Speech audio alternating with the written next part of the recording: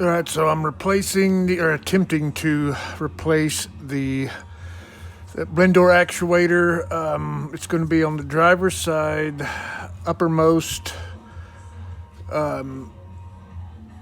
which in this system that's called the mode actuator, blend door actuator. Anyway, it's notoriously difficult to get to, given its position. It's behind the heater core inlet outlet tubes.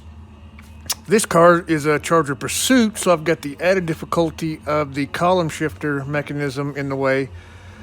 This is going to be a terrible, terrible job. I'm telling you, I'm telling everybody. So we're looking up under the dash here. So here's the, this, unless you have a Pursuit, you're not going to have this in the way. This is a shifter mechanism. The lower blend door, not the one I'm after, is right here. But the one I'm after is above that. And behind the heater core inlet outlet tubes. So I'll see if I can even show it.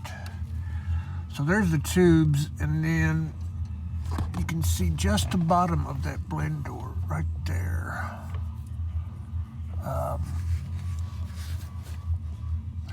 Which, obviously you can see it, but the problem is getting to the screws that are holding it down, getting to the wiring harness plug.